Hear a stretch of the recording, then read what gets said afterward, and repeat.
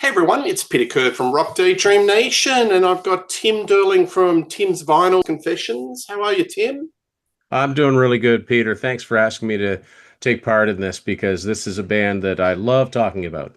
Absolutely, and probably long overdue. We're going to talk about Toto, and we are going to cover the Toto albums from 1978 to 1992, Best Song, Worst Song. So we're resurrecting the Best Song, Worst Song series.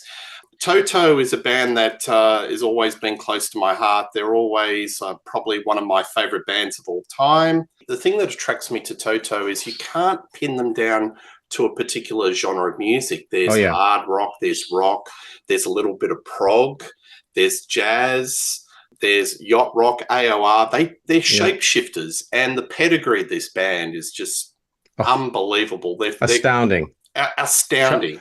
chops for days.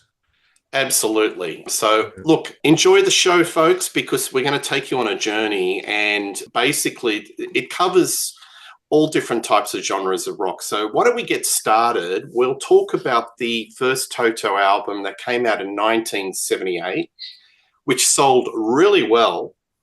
And off the back of a couple of singles, Hold the Line was the big hit that went top 10. I think it went 2 million in America, and they basically popped out with a bit of a bang. So, Tim, what is your best song and worst song of this album? Well, some of the best songs are going to be rather obvious because the cream rises to the top. Hold the Line is one of my favorite songs ever. I think that's a song that I've called a perfect song. I cannot get tired of it. Doesn't matter how many times it comes on the radio, I crank it up. It's an amazing song. It's just perfect for its length. Everything about it just works. The guitar against the piano, Jeff Porcaro's drums, Bobby Kimball's vocals, Steve Lukather's guitar. I mean, the whole song it's a perfect rock song, and I'm glad that it's one of those songs that's maintained its popularity over the years. And it's hard to talk about the least favorite songs because this band has a lot of albums that are just good from start to finish. But I do have one, and it's it's kind of become a joke with my wife and I because we do like to listen to a lot of yacht rock, and this was something that would come up on the yacht rock stations all the time. I never understood the popularity of Georgie Porgy. That's never been a favorite song of mine. To me, it is so repetitive. Once the Cheryl Lynn comes in with that chorus, it's just repeat, repeat, repeat. It's like so much of modern pop music. It just repeats until you're numb in the brain. Um, I've joked different times. I wish David Page had given that one to Boz Scaggs and, and not Toto, but that's just my opinion. I know a lot of people love that song. It was a minor hit. It's just never been a favorite of mine. So yeah, Hold the Line, favorite song, least favorite song, Georgie Porgy.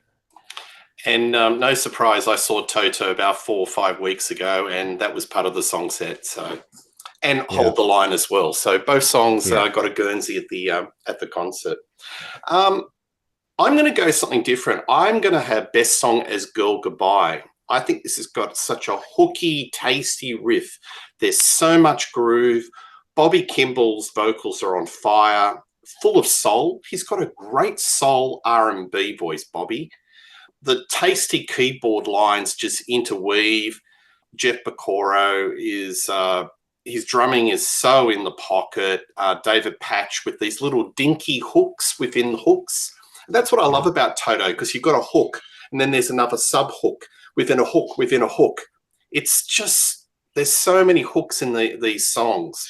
And Steve Lukather, he's got these funky guitar licks. He was quite young at the start of Toto, Oh, yeah, and he was only like 20 when the first album was recorded. so accomplished, Yeah. straight out of the gate.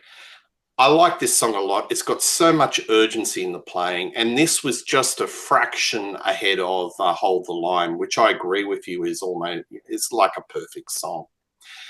The worst for me is "You Are the Flower." I think it's a little bit cheesy. There's a bit of a flute solo. I could imagine Ron Burgundy and Anchorman serenading in this song. And the lyrics are a little bit naff. Like, I'll quote you a lyric: "And old man time always pulls you through It's better not to depend on the morning dew, for the rose you plant in your bed tends to you hard and blue. Not Shakespeare, I but don't think I ever knew what that the lyric that part was. yeah. Yeah. So it's not the straightest. Look, Toto, some of their lyrics can be a bit whiffy, and this is probably the song that I gravitate to the least. But I think out of the box, this is a pretty strong album. Yeah, they really made a name for themselves, and it was definitely a lot of folk that bought this album thought, okay, what are they going to do next? Well, the next album they did was Hydra, which is a little bit strange because it was going in a bit of a prog direction, wasn't it, Tim? And then there was commercial bits and AOR, and it was a little bit all over the shop. It's a nice album, but probably, in my opinion, not quite as strong as Toto. What's your best song, worst song off this album? Yeah, I completely agree. With Hydra. Yeah, I mean these guys. I think if they'd been, if Prague in the late '70s, Prague was not, the chosen, the music of the day for sure. But these guys definitely grew up on Yes and all the Prague stuff for sure. So which is why I'm going to go with probably one of the most Prague oriented songs they ever did. And that's the title song, Hydra. I think that's a really cool little song. I love that sort of ominous intro, that da, da, da, da, da. And then the way it kicks in. Yeah, it's kind of ominous. There was a man, there was a lady, like, oh, what's happening? I really, really like it. I think it's, and I even like, when it kicks in and like those all the hand claps to da da da da da da da. Yeah, and um, Lukather's such a great guitar player that he doesn't really get his due from the mainstream because oh yeah, he's a session guy. No, yeah, he's a session guy because he could play anything. But listen, um, great guitarist. I highly recommend getting his autobiography, The Gospel According to Luke. By the way, he's a funny guy too. He's got a great Yeah, sense of humor. Yeah. absolutely. I had two candidates for least favorite song on Hydro. Um, I'm going to tell you what my runner-up is because I kind of like the song. The song's All Us Boys. Now, musically, I like this song. It's quite a rocker, but again, as you mentioned, I think the lyrics are really silly to this song because these guys were all rich kids, so I just can't picture them burning rubber up and down the road. Like bad boys. Maybe they were, but they just don't seem like it. So those lyrics fall a bit flat, but musically I like it. My least favorite song is the closing track, A Secret Love, which is I can never remember how this goes. It doesn't have the hooks that most of their songs do. So that's my choice. So yeah, the favorite's the first song, my least favorite is the last song on this album. Yeah, bookended indeed. Yeah. My favorite song is 99. I love this. It's got a funky keyboard driven jam. It's jazzy, it's engaging, and you've got the crisp drumming of Jeff Porcaro. David Patch's piano. He's got this repeated chromatic notes. It's just really hooky and infectious.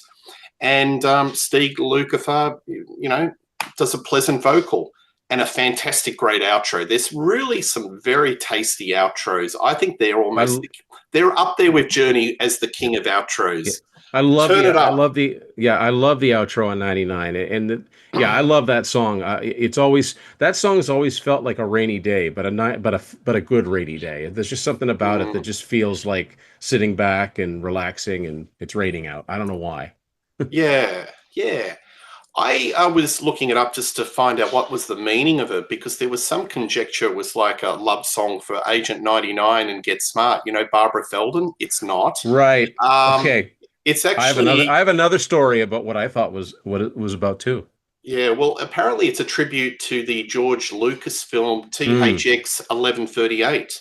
yeah. The film takes place many centuries in the future where people live in a totalitarian society and are referred to by number. So I found Yeah. that was very interesting. So, When I first heard the song, I was about 5 years old. This was 1979, 1980. Now, I was never a big sports guy, but at that time, when you listened to the radio, whenever they talked about hockey, all you ever heard about was Wayne Gretzky, whose number was 99. So I'm like, did they write a song about Wayne Gretzky? I was five. Okay, that's what I thought it was about at first. Because 99, it was a 99 this, 99 that. Yeah. And this is another rusted song in their song list. So I think you're going to find, folks, a lot of the ones that we pick as best like the greatest hits or are in the song set because they're just so damn good. So Yeah. I'll have to agree with you. A Secret Love, it's schmaltz, it's saccharine, it doesn't go anywhere. And Bobby Kimball's vocals aren't really the best. The upper register doesn't sound smooth. There's a little bit of grit. It's really interesting. I'll tell you, Bobby is my favorite vocalist in Toto. He's the man because he's got so Yeah. much presence. He commands the stage. And when you read that autobiography, the St. Luke, written by Steve Lukather, he always writes about the struggles they had with Bobby in the studio. He was Mm. pitchy and they had to do multiple takes. It's fascinating. But what they got out of him, it was like squeezing a lemon, Tim, it's there to see because they got Yeah. some great vocal Yeah. performances. But He's very distinctive. You yeah, could easily pick his voice out. Yeah. absolutely. But apparently there was a real struggle in the studio. He'd be all pitchy and all over the shop. And that was one of the frustrations that they had and why they changed him for another vocalist who had his issues. And we'll talk about that Yeah, in an yeah. album or two. They had a bad run. They just had bad luck with singers there, but lead singers. Absolutely, absolutely. Yeah. All right, so that's that album. We go to Turn Back 1981. I have to tell you, in my opinion, this is probably bottom tier Toto. I don't think the hooks are there. That's just my personal opinion. Over to you. What's best song, worst song? See, I really like this album, but I know it didn't sell, and it's not, it's not one of their better known albums. There were no big hits off it, but maybe that's why I like it. There were no songs. I didn't discover it until the early '90s because I didn't know. I was like, well, what was their third album? Uh, but um, but yeah, I find I come back to this album a lot. It is different. They were definitely going for more of an arena rock sound. That's why they worked with Jeff Workman on this one, and it's got there's if you listen to it, there's almost no treble or there's no mid range. It's all, it's got that. It's similar to because Jeff Workman was Roy Thomas Baker's engineer. It sounds a lot like Foreigner Head Games or Journey's Infinity or the Cars albums. Like it's got a really unique sound to it. But my favorite song on this, and I think that it should have been a single. Actually, I think it's super catchy. It's a song. I think I could stand you forever. This song starts out slower. You think it's going to be like a ballad, then it kicks in with a guitar riff, and it's got kind of a Beatlesque kind of chorus. I think. Yeah, I really like this one. There's lots I could have picked. As a matter of fact, I had a hard time finding a least favorite. Maybe that's what I like about this album. It just kind of goes along at kind of a mid pace. Nothing really rises to instant total classic, but nothing really falls to the bottom either. But I'm going to go with the last song if it's the last night, which I think is a perfectly good ballad. It's just I had to pick something. So that's yeah. Think I Could Stand You Forever. Favorite song on this, least favorite, probably if it's the last night. Yeah, good picks. I have a problem with the production on this album. I think it's a little bit thin. I'd like it a little bit fatter, a bit meaty. Is that something that a valid criticism in your ears? It's a weird production sound, like it's not the most headphone friendly sound. The drums are very wet sounding. Again, it's that Roy Thomas Baker thing. Like if you listen to Journey Infinity or actually Jeff Workman produced the Departure album, and that doesn't have the clean sound like they would soon get with like Kevin Elson and Mike Stone. So it is a weird kind of mid-rangey. Well, it's kind of a weird sound. I don't know how else to describe it. There's not a lot of, not particularly a radio-friendly sound, and it's not smooth. So, but I think there's some good songs there. But yeah, I can understand having the production throw you off because it is a little bit, it's dense. Yeah, well, who knows? Maybe somebody can go back and remix it and remaster it. And I think Rock Candy put this out, but I'm not sure. I think they might have, yeah, but it'd probably be a stock standard sort of remaster, nothing really fussy.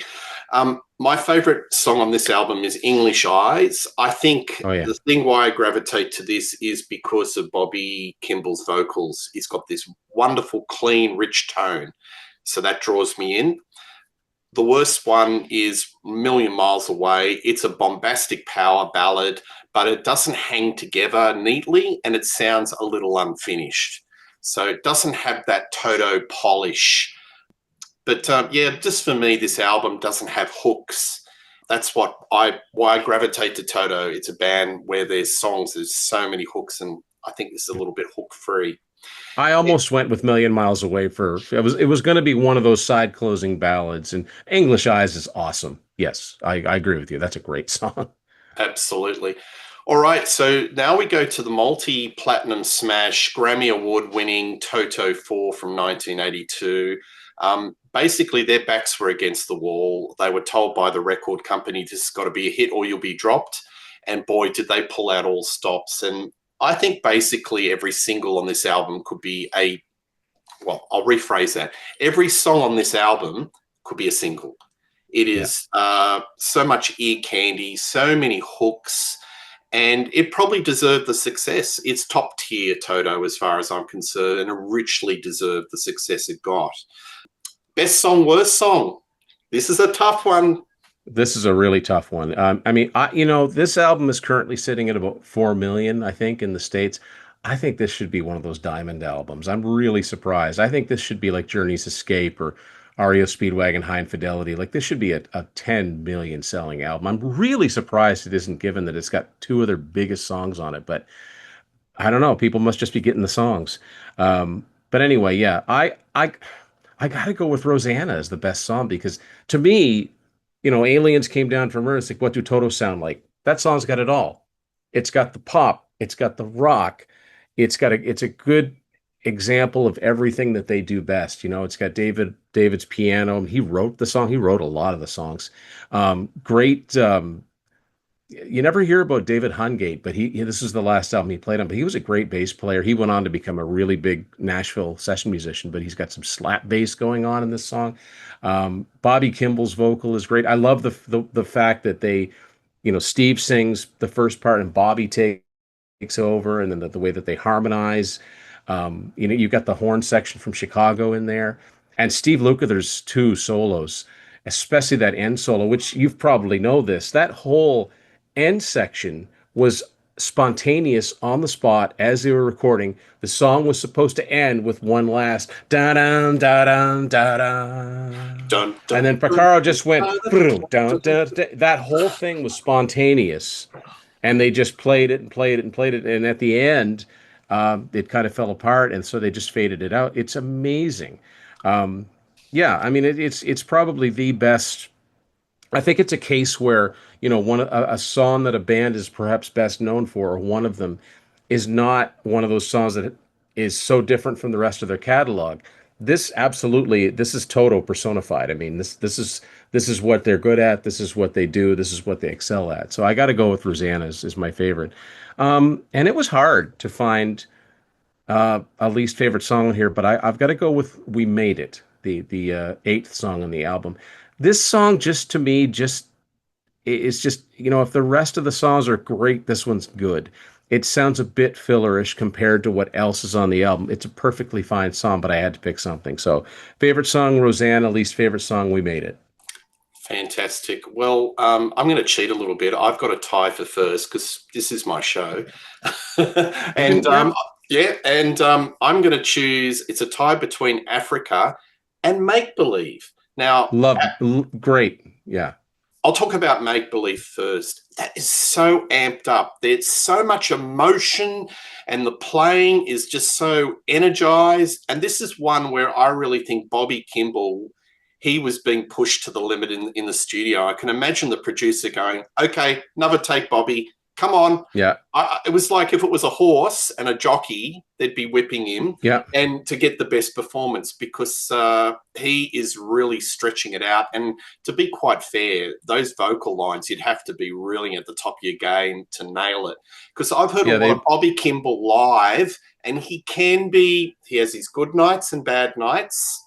and you've got to be really on the ball to hit the high notes on that song.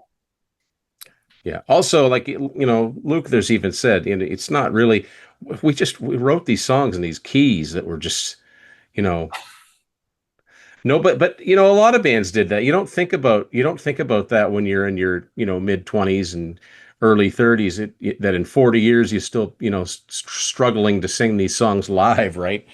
But yeah, Make Believe, especially that right before the saxophone solo in the middle. That's a great song. And that's a shame that song was only like number 30. That Yes. should have been a bigger hit. It's a great catchy song. I think, one of my favorites on the album that wasn't a single is the song Good For You. I think that could have been a single. I think it should have been a single. They Uh, could have uh, gone 5 singles deep with that. yeah, look, this could have been up there with Thriller. They could have released so many Yeah, this singles could have on this. been one of those blockbuster albums where most of the songs were singles, like Yep, Hysteria or Born in the USA, or a- pick an a- album, right? absolutely. One more thing about Make Believe, I think John Smith's saxophone playing is the most valuable player. It has so much emotional resonance in this song.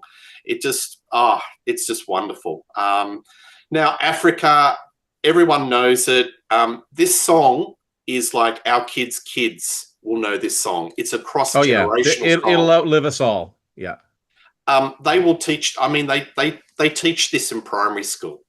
It is yeah, one of those songs, and you look at the lyrics, and a lot of people have different interpretations, and they go, "Oh, geographically, it doesn't make sense, and it's a bit nonsensical." I think the song is about aspiration for a place, a better place, and that's the concept of the song. It does it make perfect sense? Probably not, but I think the theme and the feel of it is to aspire for something that's a bit better than where you're currently living. And it's got so much emotional swell. And when you read the story, it was a throwaway. Lucifer didn't like it. It no. was right at the end. And Last song on the album. yeah, and it's just one of those accidental things. And it became Toto's only number one hit. And Yeah, it has, I think that's diamond certification for a I think single. so. Yeah, Yes. and it continues to reach. Like there are kids way younger than my kids even that know that song. Like yeah, that'll outlive us all. It's pop. It's gone beyond the band that did it. It's pop culture. My 10-year-old daughter loves it. So there you Yeah, go. And if you say Toto, oh, Africa knows that yeah. song. So, worst song, this probably speaks more to my personal tastes, is probably Waiting for Your Love. This is kind of that throwaway R&B funk that was a bit prevalent in the charts. It's probably not my bag, baby, but it doesn't mean it's a bad song. It's just one I don't gravitate to because there's so many other tasty morsels on this album. That's the one I probably sort of am tempted to skip. But I'm not saying it's a bad song. It's Yeah, one I don't, it's not in my, I don't groove on it as much. yeah. I guess if anything, this album is a good. They really could do anything. They could play Yep. any style of music, and all you got to do is take us just a small look at the artists whose albums that they've collectively and individually appeared on. I mean, these guys were just the consummate Yep. professional musicians that could just be chameleons. And yet, and there are a lot of session musicians that did that. But I can't think of another example where a bunch of them came together and formed their own sound Yep. because there is a total sound. It's like Queen, as varied as it is, there's a sound. You know it when you hear Absolutely. it. Well, Yeah. everyone knows they played on Thriller, and they played on so many different sessions. It's unbelievable. Hey, I'm just looking at the song listing of this. I think it's perfect. The sequencing, and I love Yeah. how they bookend between Rosanna and Africa because a lot of albums in the '80s were top heavy. Like side Yeah. one was just all the hits, and it'd be like, oh, you put over to side two, and it's all filler. I'm looking from top to bottom, and I think it's just sequenced perfectly. Would you agree? Yeah, yeah, I wouldn't move anything on this album. I love how, side two starts off with Afraid of Love, which is a great, probably the only Mm, rocker on the album, but it's yeah, great. yeah, Lovers in the Night comes right after it. That's a great, yeah, it's a good sequence. And there are albums that I love that I listen to and I go, I wonder why they have these two songs together. They're so similar, or they didn't. But yeah, yeah, no complaints there. How many bands absolutely. can say that their biggest selling album is bookended by their two biggest hits? Yeah, absolutely. Well, I think, folks, you can see that me and Tim, we're on the same page with this album. We love Yeah. it. But there was a backlash, and Steve Lukather in his autobiography was saying it's sort of, he got the sense around the Grammys where they picked up the best album of the year. A lot of folks in the audience were looking at them and saying, who are these assholes? There was a lot of kind of resentment, and there was a bit of a backlash. And I was reading the backlash over here. A lot of the local critics were like, bagging Toto. You probably saw it in Canada. There was a real big backlash against Toto Um, after you know, this album. most of my favorite bands were never critics' darlings.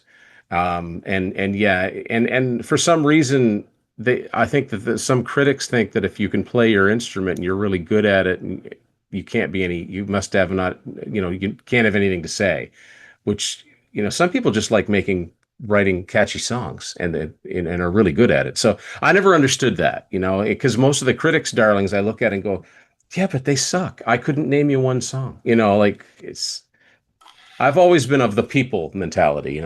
Yeah, absolutely. Well, Bobby Kimball went off the rails a bit. I think there was Mm. some substance abuse. And again, I think it was the whole in the studio. He was, they were having issues with him.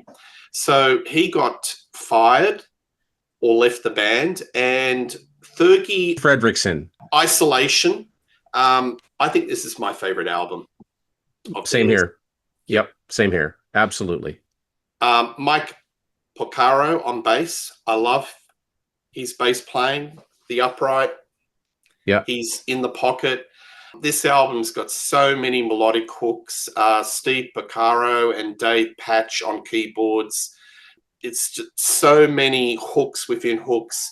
And the tone of Steve Lukather on this album, it's got a real fuzzy, metallic, cut through tone. It's a Yeah. different tone on this Yeah. album comparative to other albums. But Fergie, I like his vocals a hell of a lot. So, what's your favorite song and least favorite song? Yeah, I went on the Contrarians and said this was my favorite Toto album. And I still think it is. I think it's amazing. It's such a shame it I didn't agree. sell. It's my It's such a shame it didn't sell. It barely went gold, and they never quite recovered commercially from it. But I think it's fantastic. I think that uh, Toto was a band that, they were, critics would call them faceless, right? That the term was faceless corporate rock. Well, whatever. Most of my favorite bands have been called that. But Bobby was he sang Hold the Line, and he sang most of Rosanna, and, he sang the high tenor parts. But people forget, I mean, Steve Lukather and David Page also sang lead on hit singles. So it's not like they had one singer. But I think they made a bold move in getting Fergie, because I always thought that his vocals kind of reminded me a little bit of John Anderson, that high, clear, searing, and yes. I know they would go on to, yes, and I know they would go on to have issues with him in the studio, but if he had kept on, I was always kind of surprised that, when Yes went through their vocalist issues, that he didn't get a call, because I could hear him singing those, the Yes songs, because he's got that kind of voice. But the record label obviously didn't have any faith in him, because they didn't put any singles out or really pushed any of the singles with him singing. I think this whole album's fantastic. So I had a really hard time with the least favorite, but my favorite is simple, because I've called this my favorite Toto song ever, and that's Stranger in Town, which was the biggest single off this album, but I just think it's such a cool song. It's a story. The video is very cool. It's got Brad Dourif in the video. It's black and white. It's very classy. It's very well done. They didn't always make the best videos. I think this one stands up quite well. And I just think it's a really catchy, super catchy song. Um, and I wish that it had the profile of a Hold the Line or Africa or Rosanna. And my least favorite song, I mean, I got to pick one. So I'm going to go with the last song, Holy Anna, for no other reason than kind of a weird subject, a kind of a weird song. Holy Anna, is her name Anna, or is it Holy Anna, or is it like Holly Ann? Like, but that's just me having to pick a song, right? And picking a reason for it because I love this whole album. So Stranger in Town is my favorite, Holy Anna, my least favorite. What's your theory why they have three vocalists on the album? Because there's, I mean, if we had a pie chart, and I found this live when I saw Toto, I would think it was very competitive between Williams and Lukather, that they were sharing vocals 50-50. Or maybe Williams did it slightly more. Yeah, I see what you mean, but like nowadays, basically, it's those two guys running, Mm, the band, right? But in the early days, they technically had four because Bobby was the tenor vocalist. He would mm, probably sing more of the songs. David sang some of the songs.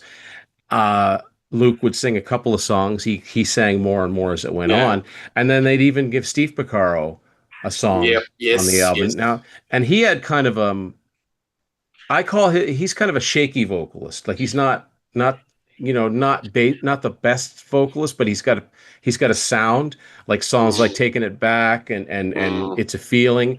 I kind of like those songs, but I just think they wanted to be like it's almost like they wanted to be a slightly more rocking version of a band like the Eagles, where you had all these lead singers, or maybe Fleetwood Mac, where you're almost getting like several bands worth in one band. yeah. And it was sort of like an all for one approach. And I know that, if you look at the songwriting credits, David Page, especially in the early days, wrote a lot of the songs just himself. But Lukather has even said, with his songs, he'd say, "Let's hear you sing this one." He didn't have an ego about I wrote it, I got to sing it. It's like, no, let's hear what it Yeah. sounds like when you sing it. So, Yeah. um, so it is interesting how it has kind of shifted, and they have. I mean, Steve Lukather eventually over the years will find stepped up and became a fine lead vocalist in his own right. Yeah, I, I I'm not sure. yeah, I don't know if I agree he's a fine vocalist. I think he's competent, because Williams was so good in this concert. I just wanted more. And Lucifer, yeah, I think he's good, but not great. But I can tell you, Page, I've heard him sing live, and boy, he's a bit whiffy live, especially on the Toto IV tour. Folks, look at it. I think there's a full concert in Tokyo, and he's off key. But Yeah, he's got this everyman quality on record, and they yeah. they must flog him in the studio. Let's get the tuning right. What? Let's get let and he's adequate. He's good. He's not a great vocalist, but I'm just thinking that it's like you've got a Mercedes in the garage, and you're keeping it in the garage, and you're putting all these other cars and you're driving it out. Why would you keep the Mercedes in the garage when you've got these great vocalists like Fergie and John and Bobby, and not wheel them out This and do more, you know? this is my kind of feeling about that is I think what it does is first of all it does give you that variety, but it also saves the vocalist that's known for hitting those high notes, right? They don't have to sing the whole set. What I always liked about David's voice is it's kind of got this powdery feel to it, like it's very unique. He almost could have been one of the singers in the Alan Parsons Project. He's got that powdery kind of, I don't know how else to describe it. And when I say Steve turned into a fine vocalist, he got more confident as he went, but he was never a singer that could have handled, he was never a tenor vocalist. And this band needs that tenor vocalist. So, and Joseph Williams, I mean, and I know in many ways, Fergie was good, but in a lot of ways, Joseph stepped into Bobby's shoes seamlessly. And you can tell when he sings those older songs, he sounds so right singing them. So it was just, and vice versa. I think there was a period where later on where Kimball came back for a while and he had to sing the songs that Joseph Williams sang. And just to me, it's a little bit like Kansas with Steve Walsh and John Elephant. When Steve Walsh came back to Kansas and they would do songs like Play the Game Tonight or Fight Fire with Fire, it's like, boy, did they ever make the right choice replacing him because he doesn't sound weird singing songs by his replacement. You know what I mean? It's not like Iron Maiden with Blaze Bayley getting somebody that just does not have the range, right? I never understood Yep. that, but it's where was I going with this? Anyway, basically you'd have all these other singers taking their turns It saves wear and tear on the lead singer, is Yeah, all I can well, figure. as you have said, and you're accurate, a lot of the Toto songs do stretch out the singer, and maybe they do need a breather. But yeah, I just think that they've had such great lead vocalists. I want more, and Yeah, but maybe that's the way the cookie crumbled. Getting back to Isolation, folks, we went off on a little tangent. yeah, Best song, "Stranger in Town," love it. It's new wave. You've got this metronomic synth line, this hooky, ominous baritone bottom end. It's yeah, really got that real sort of ominous feel to it. I love the sax blurting and the socially observational lyrics. And I love how you got Patch doing the heavy lifting in the verse, and then Fergie comes in the chorus. So it's that whole counterpoint of the two different vocalists, and it works well. And Lucifer's playing's off the charts, so I love it. yeah. Worst song, How Does It Feel? This is the bit about Lucifer singing that I have an issue. Sometimes he mumbles. The diction's not clear. And I think this is a pretty nondescript ballad. It's the weakest one on the album, but it's my favorite album. I think from top to Yeah. bottom, it's pretty strong. But that song is probably the one that I sort of gravitate to the least. And Lucifer always seems to be the ballad guy, doesn't it? If there's a ballad, they throw Yeah. it to Lucifer. I will agree with you on the mumbling, especially in the verses of that song, but I think that's a great chorus, and I think that could and should have been a hit. But I will agree with you on the mumbling. He does tend to like what and Isolation for some reason has no lyric sleeve, so I don't know what the verse lyrics are to that song. And you've heard him speak? He does mumble. So his Yeah, yeah, vocals, I think it's from speaking to singing. It's the same. So it's yeah, it's a diction thing. But anyway, yeah. alrighty. Now we go to a change of direction. Joseph Williams is in the band, and Fahrenheit 1986. Best song, worst song. Well, I'll be over you. I think that's a fantastic ballad. I think what I like about it, it's well within Steve's range. You know, he's not singing out of his range. Love the guitar playing in it. The solo is just exactly what the song needs, nothing more, nothing less. You know, the added touch of having Michael McDonald in there on the background vocals is just cool. I love the rhythm to it because for a ballad, it has a groove. It gets to that do do do do like it's got, and they do that sort of thing very well. And when I had started listening to Top 40 radio and really paying attention, this was the first new Toto song that came out. So I remember really, rooting for this song, and it did do quite well.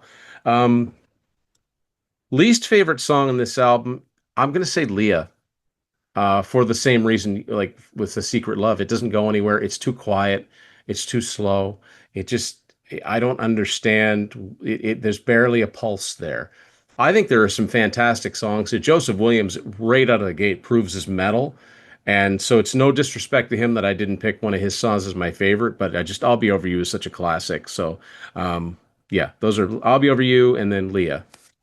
Joseph Williams' tone on this album. He's got great vibrato.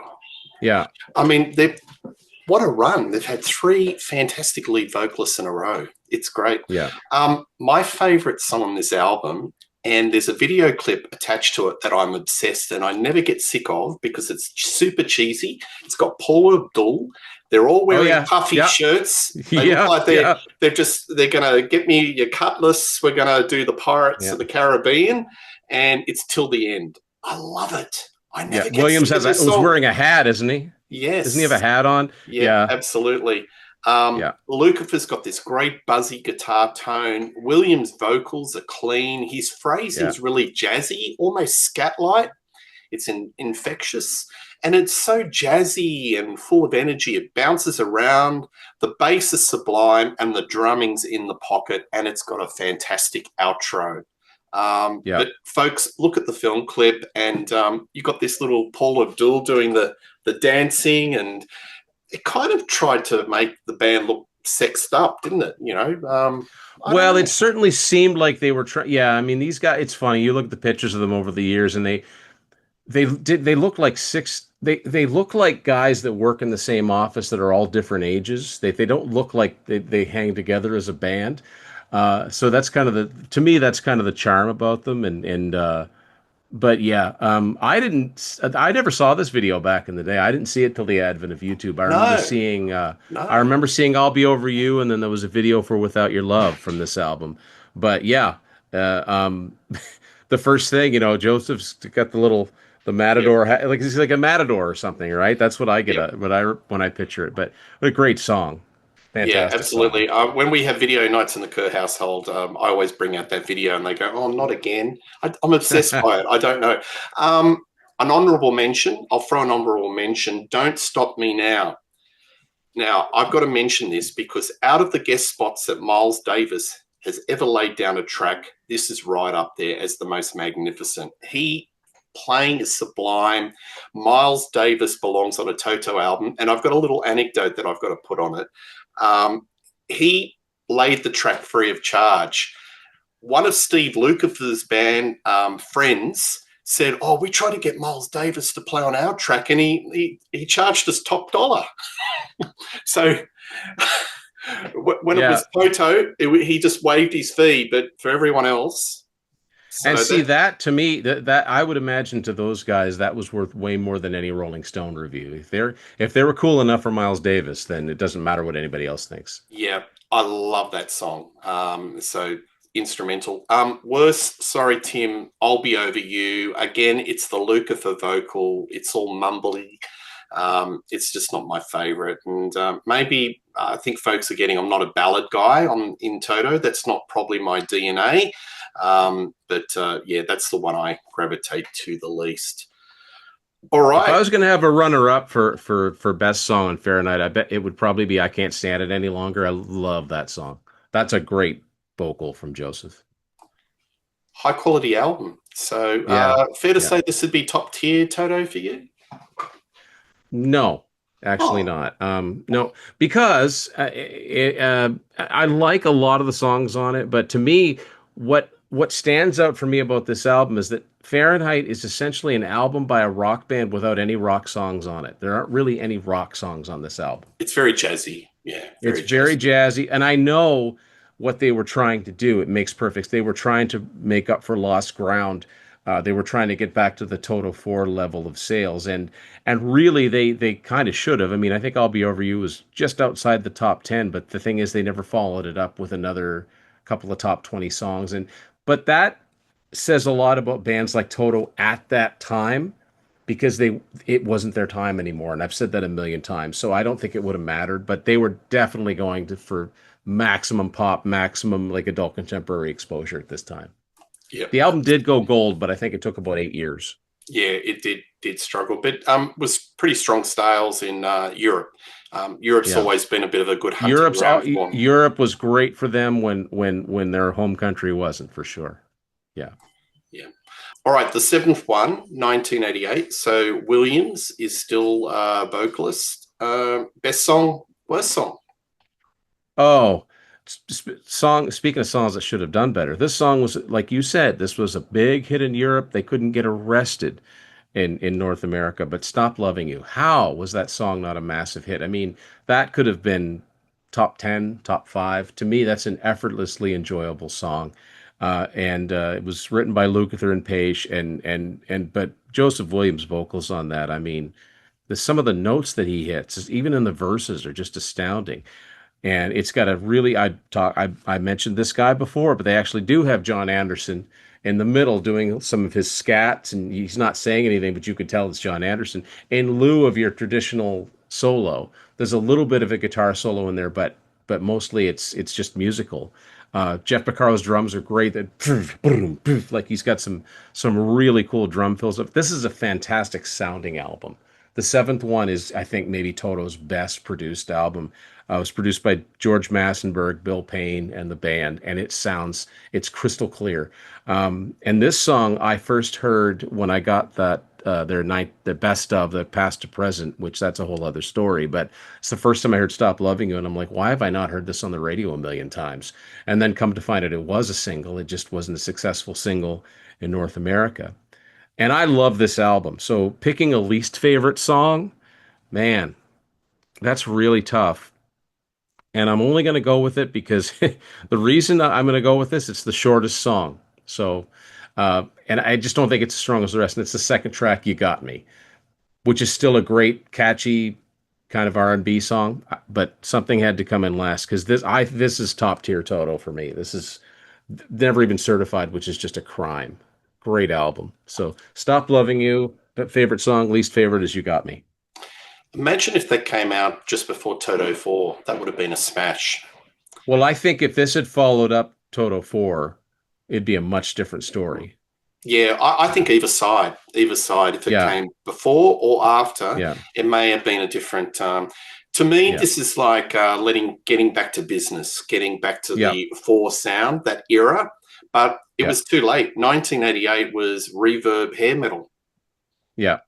Yeah, bands like Toto, even though they may have influenced the hair metal bands, and I think they did, it just wasn't their time anymore. I was having a chat with Red Beach, and he described Winger as the hair metal version or the melodic metal version of Toto.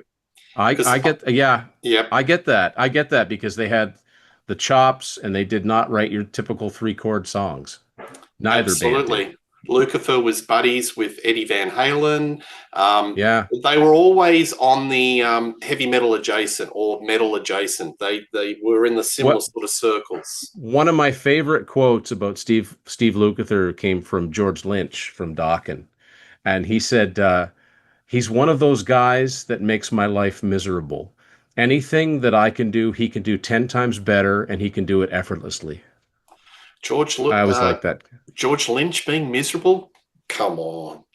Well, no, but what he was Yeah. basically, it was very complimentary to Oh, Luke. It's absolutely. yeah, so he gets the respect, especially Steve, from the harder rock guys because they're like, well, come on, I mean, listen, he's fantastic. So, you know, I think Zach Wilde is a good friend of Luke's because I read an interview that he did with that Steve did with Melodic Rock, Andrew McNeese from melodicrock.com. He said, "Oh, Zach will call me in the middle of the night and do his Jimmy Page impression. I just love the guy." So it's just, Yeah. Pamela. I think that's got a lot of heart. That's still in yeah, the song set. It's a Williams vocal masterclass. It's jazzy, it's sassy, it's bouncy, melodic. And I'll say it again about Williams. This vocal line, it brings out his vibrato. Um, yeah, and it's got that soaring chorus. It's hooky and memorable.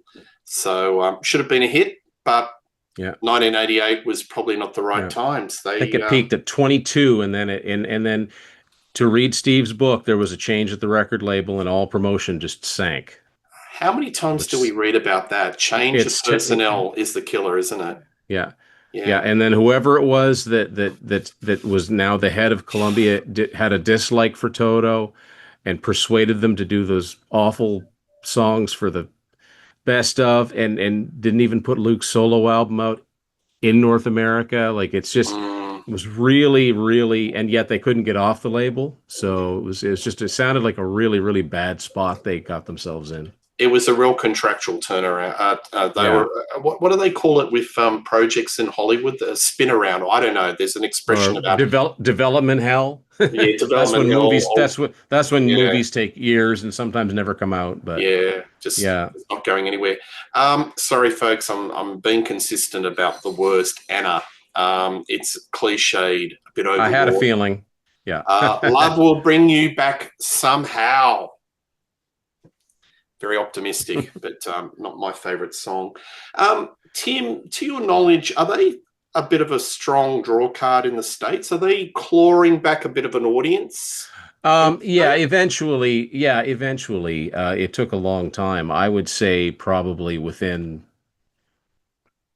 well, that period, starting around 2009, 2010, as a matter of fact, I was chatting with someone in a book that we're going to talk about when some of these classic rock bands started to draw again, and a lot of it has to do with the fact that people that grew up with them in the 80s, their kids are grown, they've now got some more disposable income, so they're going to go out and see these bands that they remember from when they were younger. So I think that Toto benefited from that.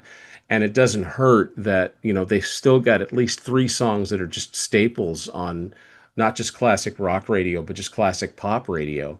And unfortunately, I've never seen any incarnation of them live. I would love to, but they never seem to play around here. But yeah, I would say that it started to change for them.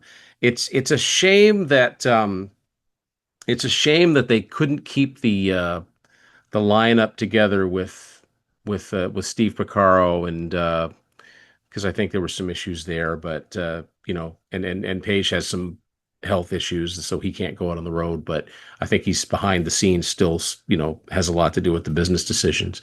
But yeah, I think they like a lot of bands, they struggled for a while. They're playing smaller places, or they're not touring in North America, because they can't draw anyway. But I know a few years ago they did a tour, a co-headlining tour with Yes. Now that would have been fantastic to see. And to me, that people would roll their eyes and go, "What are they doing with Yes?" I'm like, listen to them play.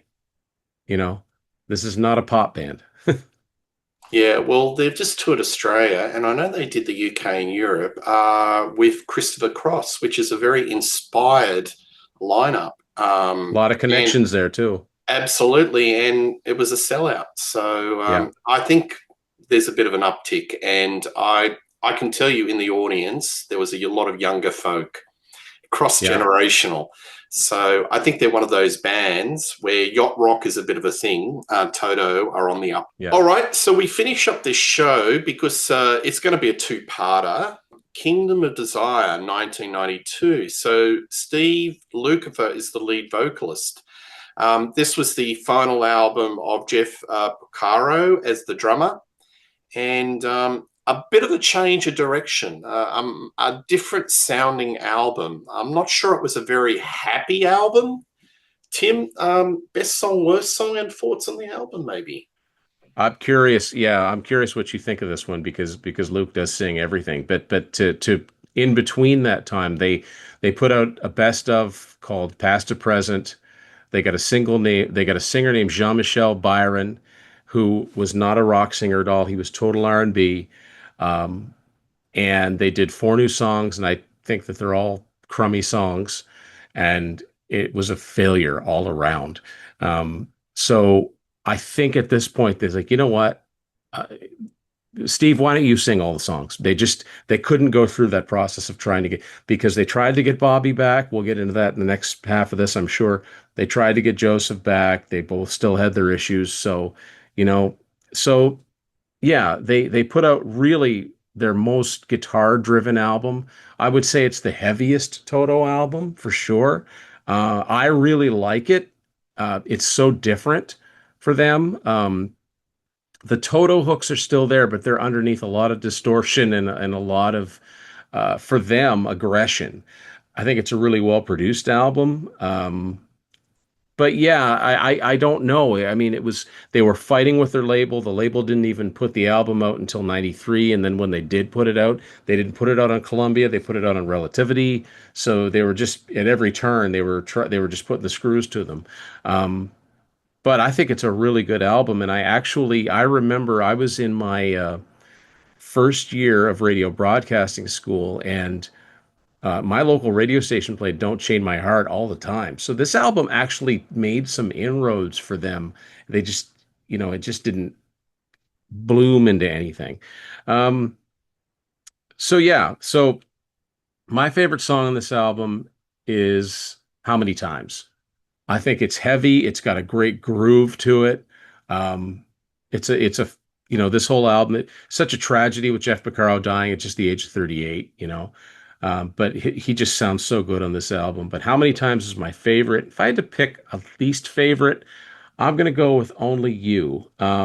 It's a ballad, and this is a sequencing thing because you've got The Other Side, which is a ballad, and then you've got Only You, which is another ballad, one after the other. And there's plenty of upbeat songs they could have stuck in between. I never understood that, but so my favorite song on this is How Many Times.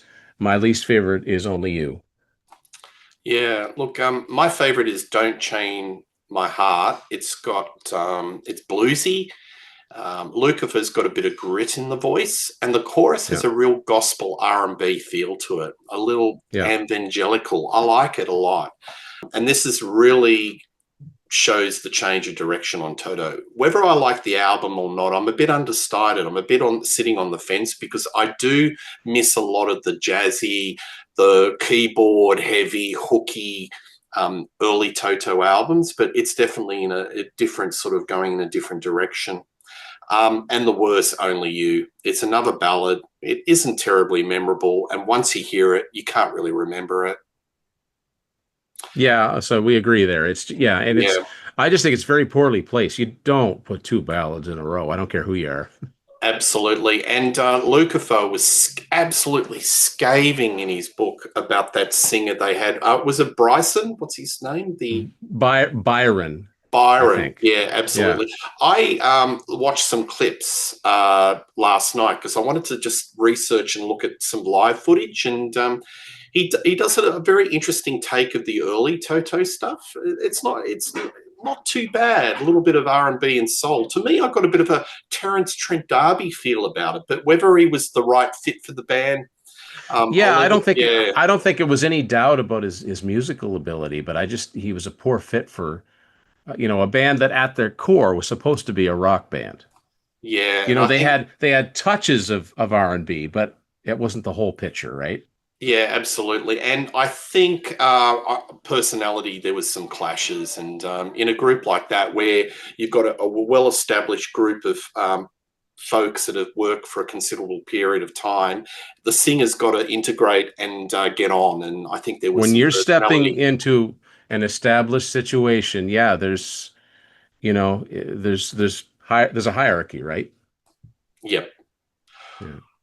I've enjoyed this. This has been Yeah. great. We have gone over it, and I think we're pretty well. We agree, other than some of the ballads here and there. But boy, we've only done the first half. We will do a part two, so we've only taken it up to 1992. It gets interesting in the second half, and we'll do another Very much. show on this.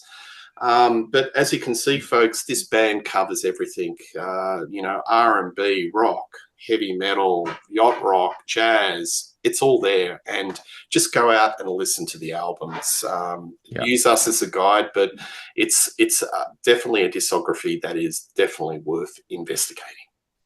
Yeah. So, Tim, I believe you've got another book. Put it up and let's have a chat. Night Yes, Ranger. fifth book. It's another panel discussion book like my Kansas and like my Y&T books called Sing Me Away, the Night Ranger album review. This is by far the longest book, the most pages of any book. It's almost 300 pages long.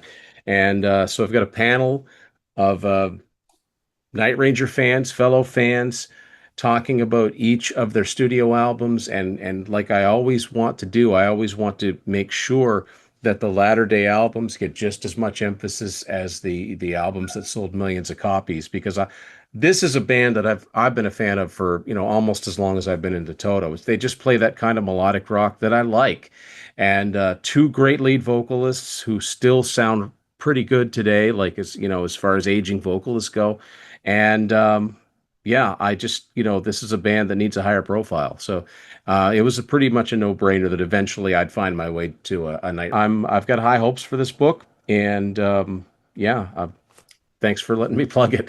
Absolutely. All right. Well, folks, check that out on Amazon, and yeah, we'll put up the links when this show goes up. Well, once again, Tim, always a pleasure to have you on the channel. And folks, we will do a part two. As I said, just we dig Toto and just listen and discover the music. Please like and subscribe to Rock Daydream Nation. Tell us your picks as the best song, worst song, favorite albums. We love reading your comments. But one thing's for sure, you'll see me and Tim doing more shows in 2025. All the best and cheers. See ya.